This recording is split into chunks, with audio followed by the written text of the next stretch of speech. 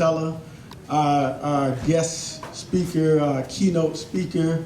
As I stated, he has been in this for nearly 50 years and founded the African People's Socialist Party in 1972, an organization that came out of an organization called JOMO, Junta of Militant Organizations, and founded in '68, I think. And it's been on the front lines carrying the African liberation struggle on his back through the African People's Socialist Party for nearly 50 years. And as he always says, there's no one out here even saying revolution anymore. But we've said it, and we've said it for nearly 50 years. And he has worked out theory, because you cannot free yourselves without theory. Theory may not necessarily free you, but you will not free yourselves without theory. He's worked it out. He's built organization, and he's put organization on the ground following the murder of Mike Brown and the rebellion of the African people in Ferguson. I want to introduce Chairman Omali Yeshitela.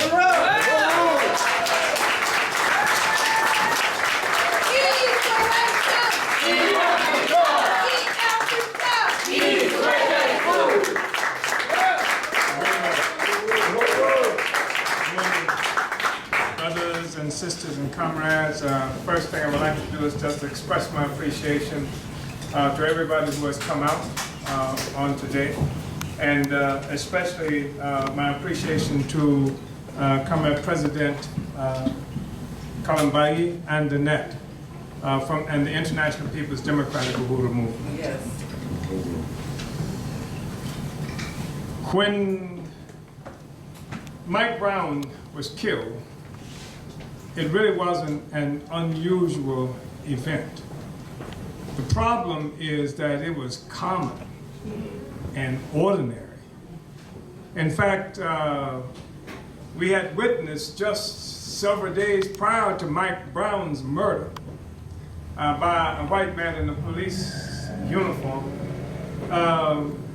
the brother right there in Long Island, New York, where they choked him to death. But that's just one aspect of it. The choking to death is bad enough, but anybody who saw that saw the humiliating way that they treated him, how they pushed his head into the cement, common, ordinary treatment of African people. So Mike Brown's murder was really not an unusual event. And we've seen it over and over again. And even since Mike Brown was murdered, we saw it happen right here. We saw Von Derek Myers shot, was that on Shaw? Here in St. Louis. We saw the young brother Carrie Ball, who was shot 20 some odd times. And there were indentations in the sidewalk under his body where he lay, because the police, even as he was on the ground, shot him and shot him and shot him 20 some odd times. So the killing of Mike Brown was not an unusual phenomenon. And so there are people who are here today celebrating the 5th anniversary of the murder of Mike Brown, but I'm not here to commemorate Mike Brown. And this is not what we are about here. In fact, I didn't come here just because Mike Brown was killed. I came here because for more than 2 generations subsequent to the US government murder of African people who were trying to win our freedom here and other places around the world, the people who I've seen and I've heard say things like, this is not your grandfather's civil rights movement. You're damn right it's not. And that's the problem. What we've seen is that this government killed Malcolm X, yes, killed Martin Luther King, right, killed Patrice Lumumba in Congo, yes, overthrew Kwame Nkrumah in Ghana in West Africa, was on a murderous rampage of anything that looked like it was trying to struggle for freedom. Right. They wounded, captured, murdered Che Guevara in Bolivia, right, in the 1960s. So this has been a serious campaign. People say, what happened to the movement? And what happened to the movement was murder. Yes. And I think it's really important for us to understand that that's the starting point. Yes. That I became involved in the struggle when people were talking about civil rights movement, civil rights, but we went far beyond civil rights. And yes, this is the thing that scared them to death. Because civil rights is simply asking for rights or demanding rights within an existing system, within an existing government, and what have you. But if the government itself is based on colonial domination of Africans and other peoples around the world, why the hell would you try to be a part of that? Yes. This is what Malcolm X used to talk about all the time. You talking about integrating into a burning building. Why would you want to integrate into a burning building? That's right. Yeah. And so the movement had gone beyond simply saying, boss, can I be a part of this? And had recognized that African people in this country who have been killed in Mississippi, who have been killed in Alabama, bombed just for trying to join the Democratic Party. This government bombed little children, black children. Yeah.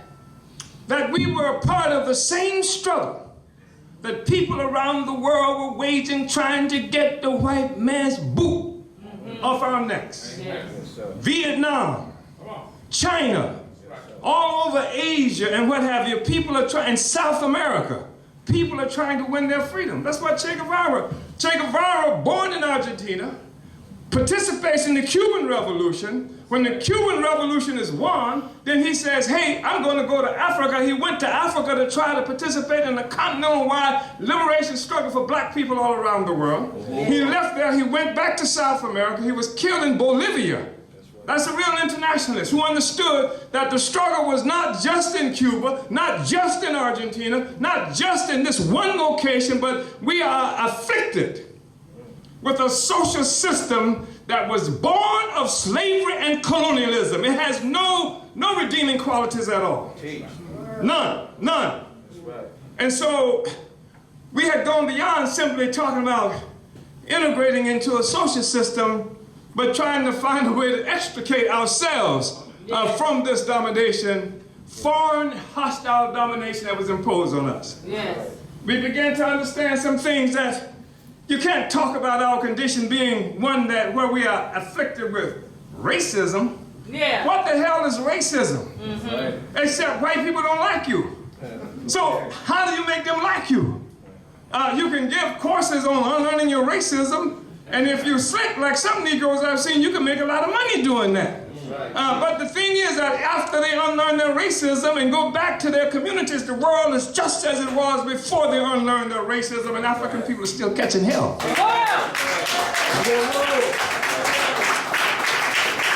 The question is, if the struggle is against racism, how do you know when you won? Yes.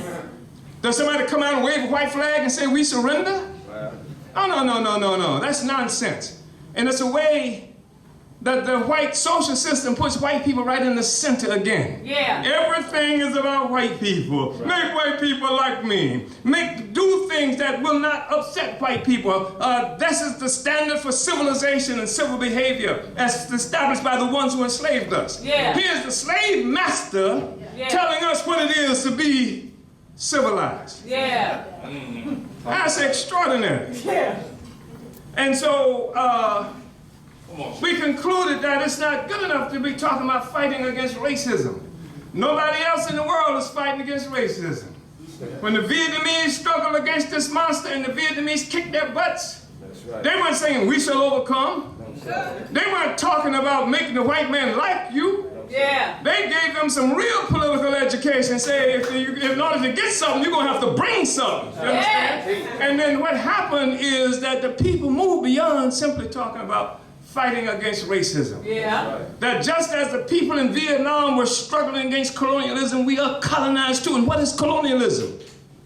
Colonialism is when another group, another people comes and dominates the political, economic, and social life of another group. A foreign, hostile entity does that. That's what colonialism is. Yeah. That's what we have experienced. Yes. That's what the people in Iraq are experiencing. That's what the people in Afghanistan are experiencing. That's what the people in Vietnam were experiencing. And they were none of them singing, we shall overcome. Yes.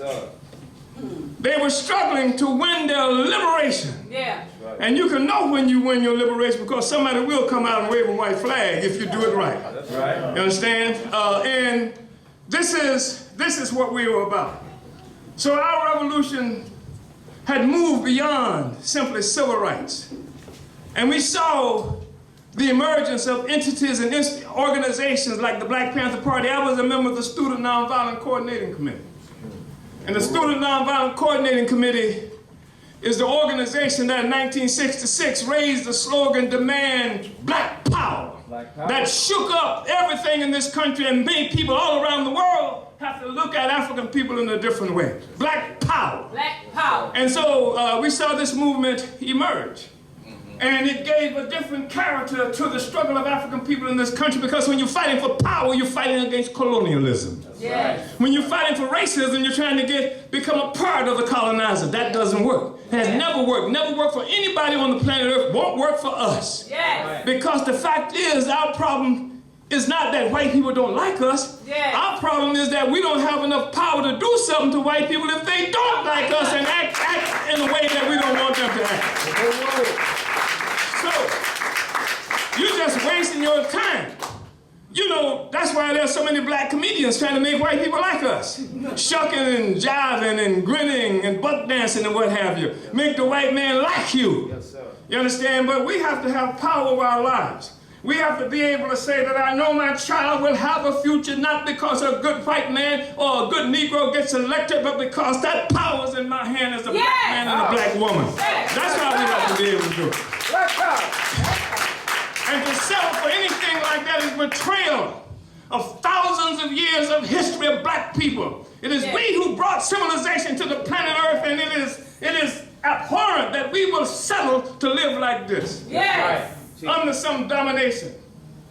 We were building pyramids before the white man discovered fire. And that's just the reality. That's just the reality. That's just the reality. I'm not one of these people. I don't believe in lying on white people. Yes, sir. Because you don't have to. Just tell the truth. Just tell the truth. You see. And so that's a general truth that I just told. And so we just went through this whole process of civil rights, because the thing is that nobody tries to solve a problem the hard way. Everybody first, you start off trying to solve a problem what you think is the easy way. Yes. And so you pray, and you sing, and you dance, and you plead, and you cajole, and after a while they're still bombing your churches, and lynching your leaders, and doing all these horrible things, and people, hey, this is not working, right? And come to other kinds of conclusions. And that happened in the struggle of our people here and various other places around the world. So we saw a revolutionary movement really develop in this country. But it wasn't just in this country, and that's what's really important for us to understand, because we have most often a real parochial view.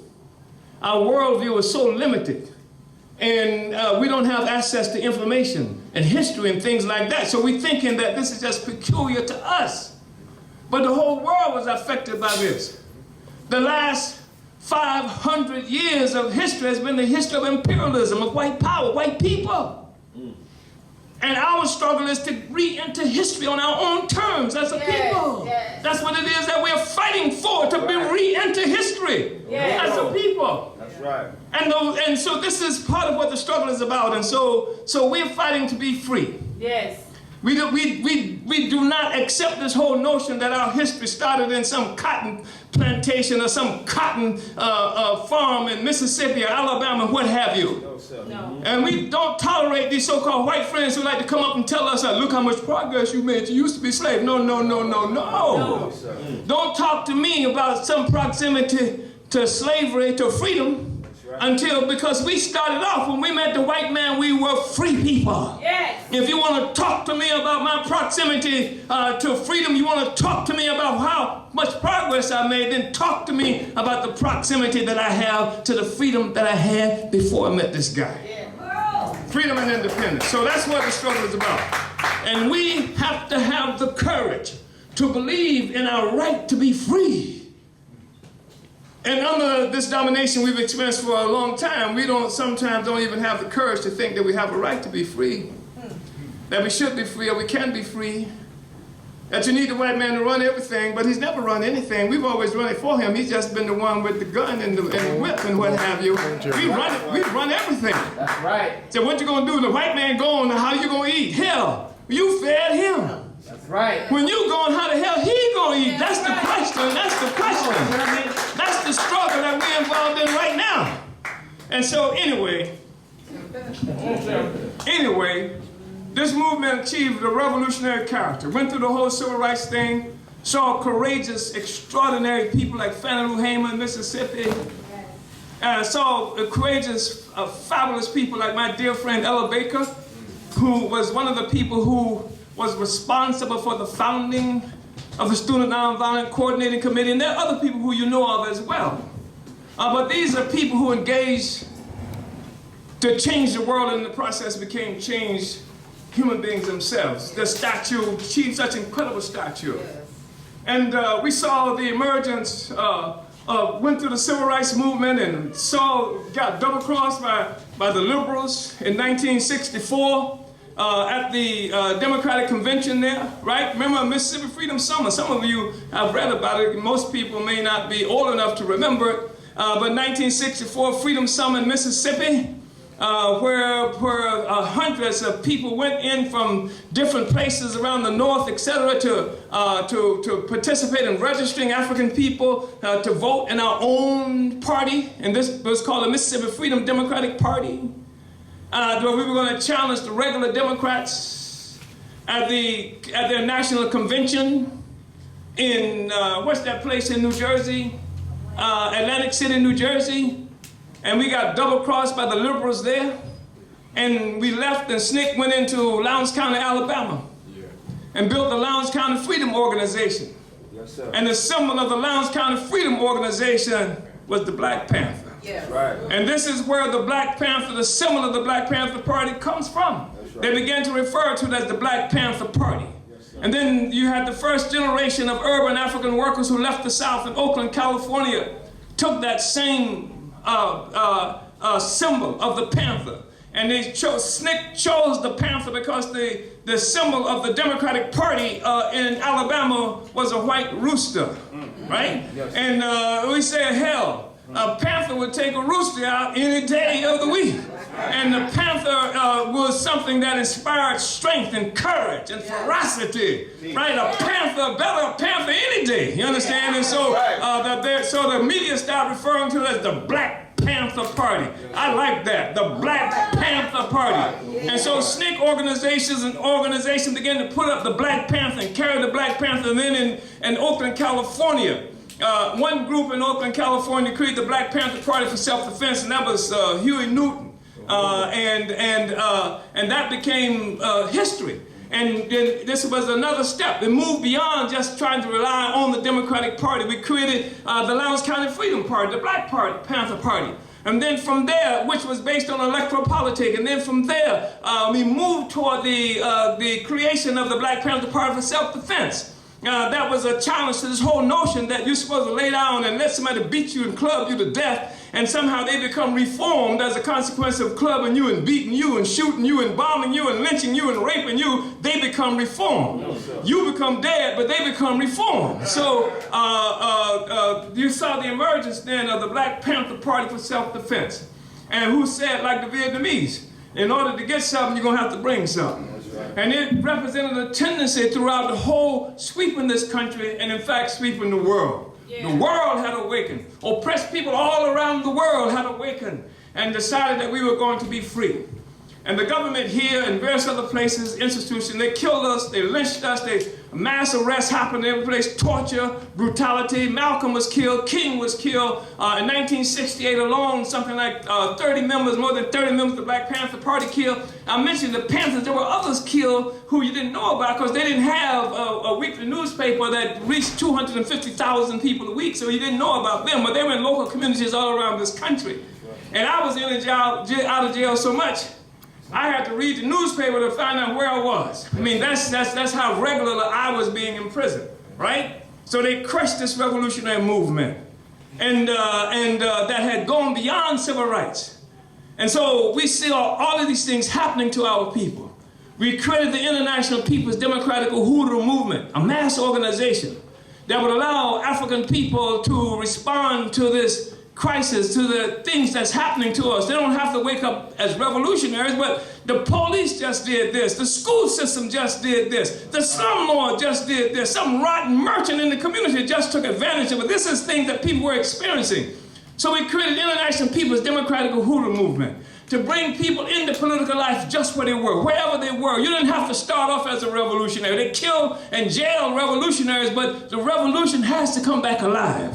And we know that just like Fannie Lou Hamer, when she started off just trying to vote, when she started off trying to change the world, she became changed. So let's give as many people as we can an opportunity to try to change the world. Try to change this block they live in. Try to change what this merchant is doing to us. Try to change what that school teacher just did to us. Try to change what this cop just did in the community. And in the process of doing that, we began to build another movement that brings African people back into political life. Yeah.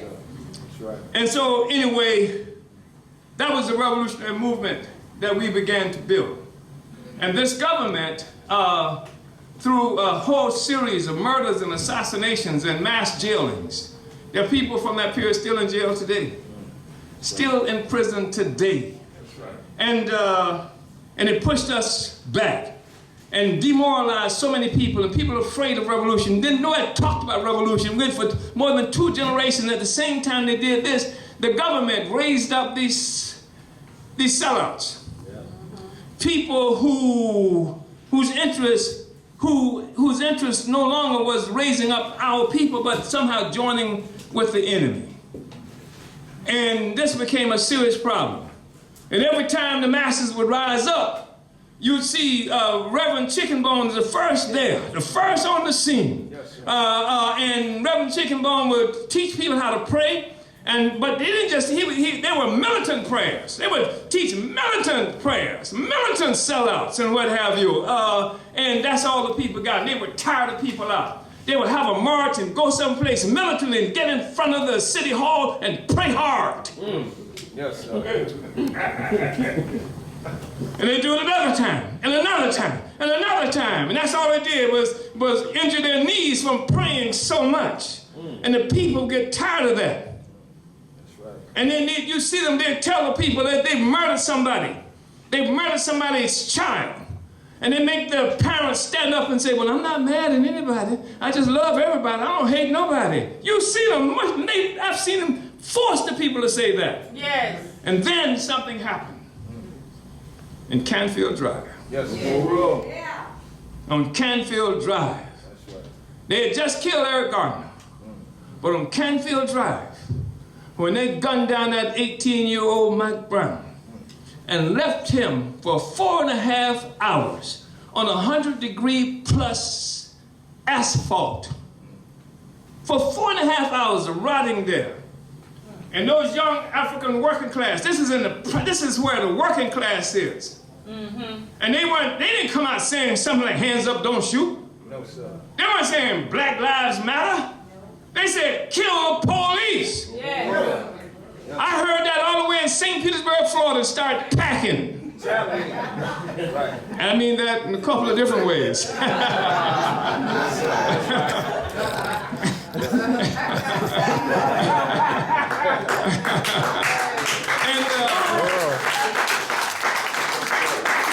So that's what brought me. And when I came here, I went to Canfield Drive, right where it was.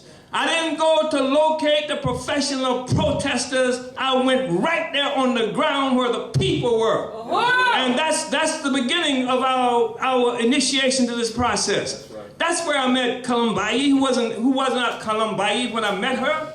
That's when I met these other people on the ground.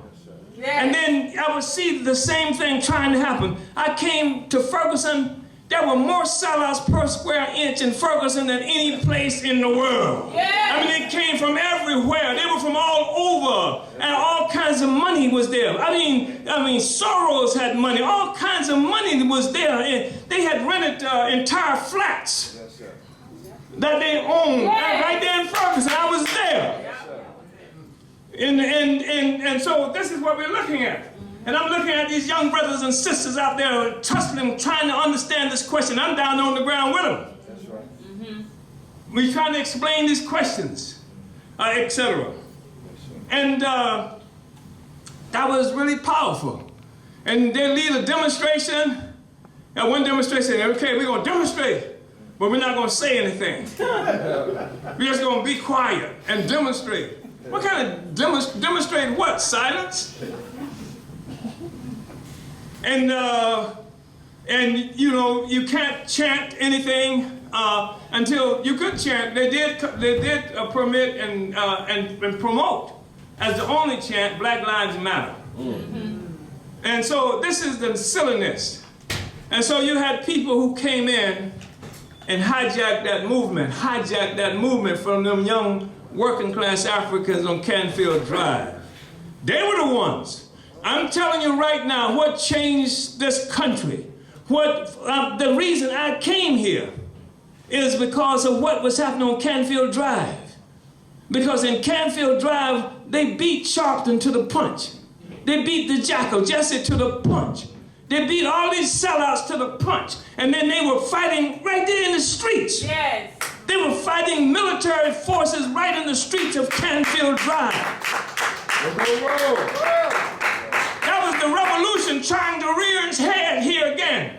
Right. And it was an inspiration to African people everywhere who had become so demoralized by seeing one African after another just shot down and killed, and nothing happened as a consequence to it, of that.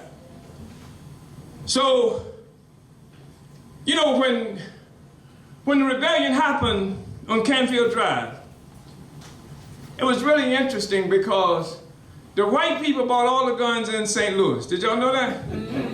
You could not find a gun in St. Louis. You go to a gun shop, they bought all the guns, they bought all the ammunition and what have you in St. Louis. There was a period where St. Louis was free. The gun control was in play. And the white people controlled them all. They had bought all the guns, all the ammo. You couldn't get your hands on anything. And then you had white cops wearing armbands saying, "I am Darren Wilson. I am the murderer." That's right. Of Mike Brown. And you had white people who raised more than $1 million Yeah. to give to the killer of Mike Brown. Yes, sir. And the FBI came in. And there were more than 100 FBI agents in little tiny Ferguson. You said, wow, is the FBI going to check up on all the white people who bought all the guns? No, sir. Is the FBI going to check up on all the cops with "I am Darren Wilson" bracelets on their wrists? No, sir. Is the FBI going to check up on any of these white terrorists who gave more than $1 million to Darren Wilson for murdering Mike Brown? No, sir. You know what the FBI did? 3 young people in particular. It made more than this happen, but this was outstanding to me. They approached these young people who call themselves New Black Panthers. And they went and said, "Hey, let's blow up something, let's burn down something." The FBI did this to them. That's what they do. And said, "Here's the resources, this is how we're going to do it." And they said, "Okay, let's do it." And then the FBI busted them. That's right. There are 3 members of the New Black Panther Party who are probably still in prison now as a consequence of that. Yes, sir. This is the treatment of our people here. And we're not going to get out of this by saying we shall overcome. And we're not going to get out of this by trying to integrate. Brothers and sisters, you cannot get on a boat in Africa as an African in 1619, the way they said the first of us did. You cannot get on a boat in Africa as an African and then get off the same boat in Jamestown, Virginia as a Negro. Right. If we were Africans when we got on the boat in Africa, we were Africans when we got off the boat here. We were Africans then, we're Africans now. That's critical, that's critical, that's critical for our understanding. That's something you must understand, because if you don't understand this, you will never be able to get out of this situation that we're locked in. That's right. See. They call themselves nations, and they call you a race. The truth of the matter is that we are one African people that has been forcibly dispersed all around the world against our will and at gunpoint. That's right. And if you don't understand this, you lose so much. Yes. Because we are oppressed in Haiti. Look how much hell we catch in Haiti. This is a glorious revolution that happened in Haiti, the first successful slave rebellion in the world. Yes. The first successful workers' revolution in the world happened in Haiti. Look how much hell we're catching in Haiti. Yes. Look how much hell we're catching in Jamaica. Yes. Look how much hell we're catching in Colombia and South America and all the other places where we live. That's right. Because we allow them to treat us as these different entities. Haitians, Colombians, Jamaicans, Trinidadians, St. Louisans. No. The truth of the matter is that we are Africans. And not only are we Africans, together we are more than 1.5 billion strong. Yes. We are 1.5 billion strong. And that's nothing to sneeze at. Look at China. China is respected everywhere in the world. It's the fastest growing economy in Africa is from China. That's right. Not from Africa, it's from China. Yes, sir. But when Trump deals with China, he deals with one China. That's right. When the Canadians deal with China, they deal with one China. That's right. When the British and the French and the Belgians and the others deal with China, they deal with one China. That's right. But they, the imperialists, white power, Europe, split us all up. Not only did they send us all to these different places, but on the continent of Africa itself, they carved it up and shared it out among themselves. So they claim that there's something like 54 different African countries. So when they deal with Africa, when it comes to Africa, there are 54 different Africas that they deal with. Which means that we are fractured and disunited. And they made it that way. And as long as you run away from Africa and your African identity, you contribute to that disunity and the weakness that they have imposed on us. Say. Teach. We are one African people. Right. And that's what it's going to take for us to get out of here. So I want to say that, and I'm going to leave you here. But I think it's really important. It's really, really important for us to understand what's happening here. Because Ferguson is not peculiar in that way. No, it's not. What's important is that the African working class forced its way back on the agenda just for a fraction of the moment. Right there on Canfield Drive. Those are the heroes. If I want to remember them, those are the ones that I want to extol and hold up and say, these are the ones that we need to remember.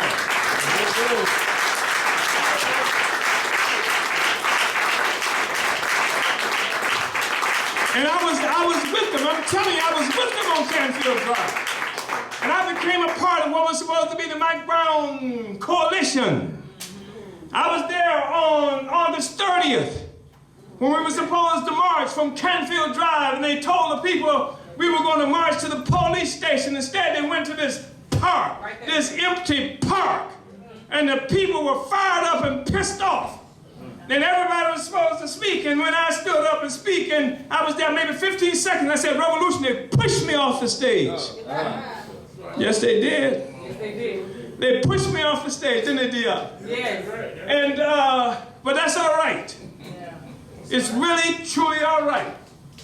Because 5 years later, this is what commemorates the resistance on Canfield Drive. Black Power Blueprint. The red, black, and green flying in that lot right there. 5 years later. 5 years later, when the cameras have gone and most of the money has gone, what we have done is invest in the masses of working class Africans right here. And this is where we came. They said, "You come here on West Florissant and this way?" Yes, this is where we are. They said, "Aren't you afraid? Afraid of what?" Yes, sir. Teach. This is the place where I'm least afraid. That's right. Because I know if they come from here, they got a fight on their hands. You understand? That's right.